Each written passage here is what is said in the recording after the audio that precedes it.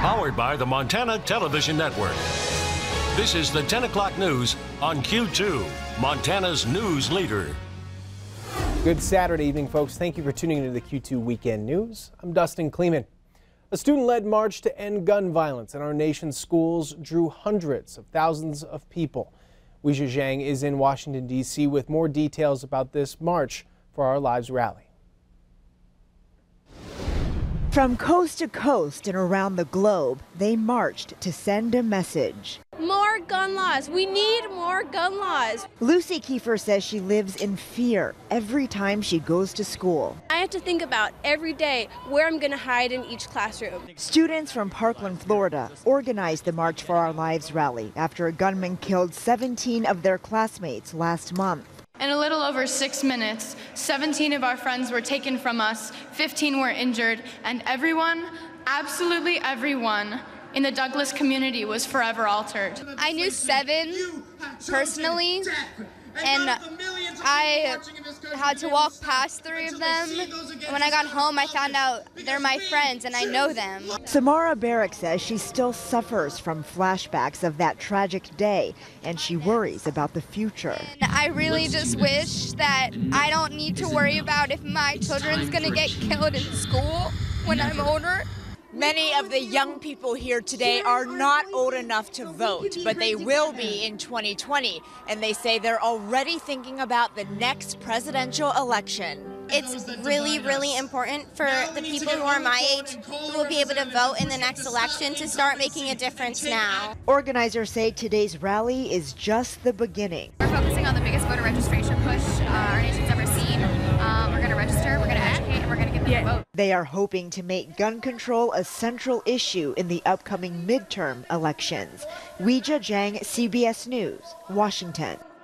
President Trump was at his golf club in Mar-a-Lago, Florida during the rally, but the White House issued a statement commending the students for taking part in the march today and emphasized the president's move Friday to ban bump stocks.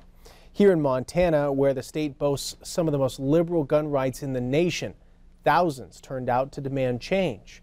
Here in Billings, about 500 gathered at the Yellowstone County Courthouse and marched to the Baton Federal Courthouse. High school students and gatherers gathered with signs showing support for a change of gun laws and denouncement of the NRA. This was the scene in the Garden City, very similar one to what you've seen across the country, mirroring the Capitol but on a smaller scale.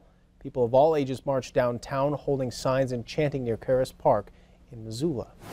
Of the 800 rallies planned across the country today, Bozeman students and supporters also marched. Chants and signs front and center as hundreds did attend this event. Meanwhile, in the capital city, it was a different scene. While many spoke out against gun violence, others counter-protested, marching for the Second Amendment. MTN's Lindsay Ford watched it unfold and reports from Helena. At the Capitol steps, the March for Our Guns rally was held. We're blessed to live in a state that believes in individual rights. Those who attended the March for Our Guns rally held signs expressing support for the NRA and spoke about how guns are part of Montana's culture. Montanans are really passionate about this because guns are a way of life for us here. People drive around with guns in their truck. People have guns with them all the time. And the value system here is a little bit different than you see in other places around the country. Brent Weber, one of the organizers for March for Our Guns, said he hopes this country can find a solution. And I want to have a solution.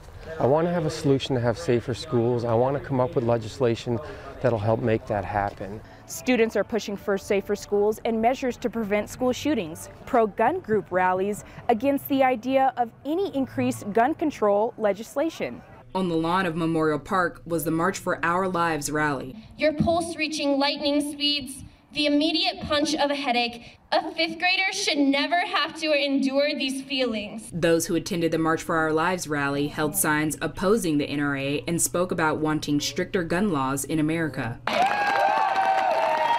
Enough is enough, and no child should have to go through this stuff. Ryan Thomas is the co-founder of Helena Youth Against Gun Violence. She spoke about her past personal experience of being in a school lockdown. Thoughts and prayers aren't enough anymore. We need to take action. And we decided to align with the Parkland kids, take what they were saying and just add Montana into it. Our purpose is gun safety and gun education. We don't want to take your guns. We realize that they are a big part of Montana culture. Lindsay Ford, MTN News, Helena.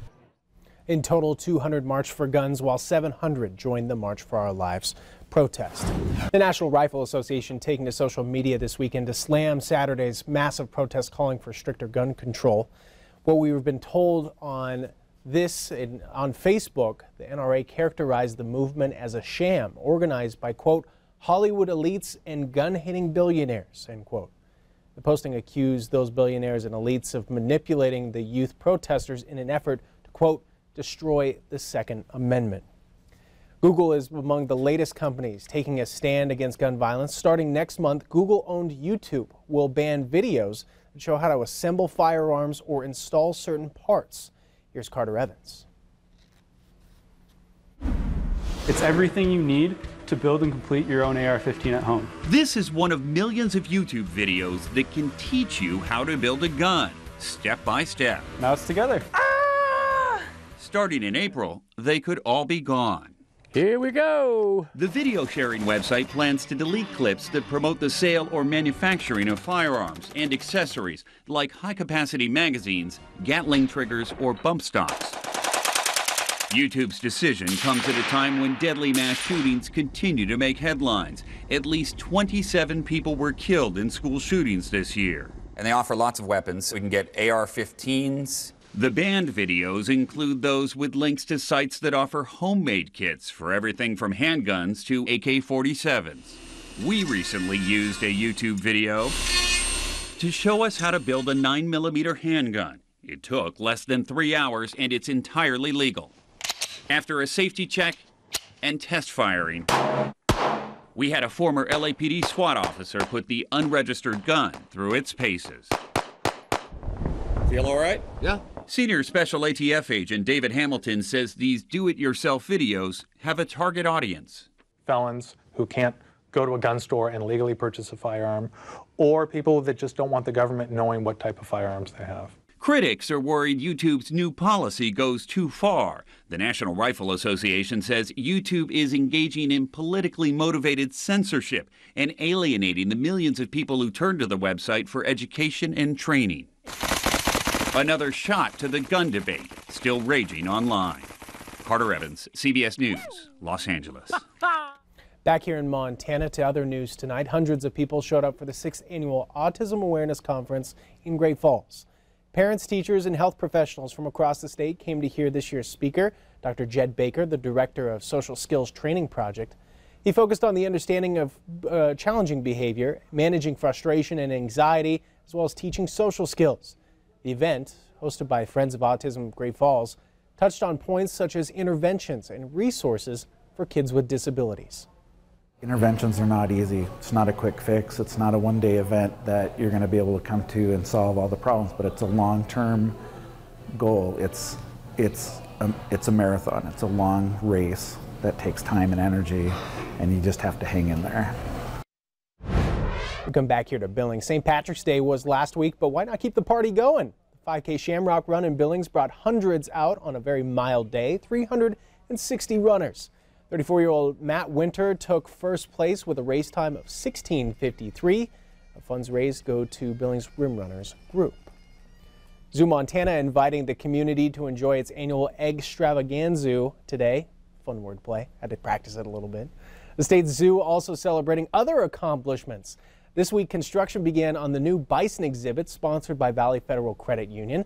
Plus, it's renovated the gift shop with plenty of community donors putting their hands on it. Zoo Montana's largest annual fundraiser is just over a month away, a wild affair. That's April 27th.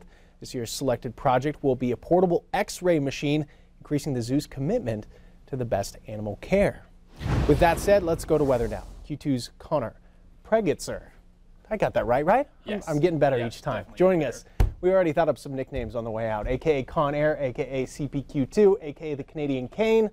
We're keeping our eye actually on some flood concerns, though. Yes, we do have some concerns in the area, and we actually did get a viewer video that's a really good look at what we have going on. Can we get to that? There we are. This is from Wes Minor. Now, this was near Moneta Pass on Saturday morning. This is showing some pretty severe overland flooding down in that area. So we thank you, Wes, for this great video. It's a good thing to keep an eye on as we go throughout this flood season. With those watches and warnings coming from Ed, we see that watch there down near the Moneta area, as well as across much of the central portion of the state. We keep our eye on these watches and warnings as there is some more precipitation heading our way in the coming days.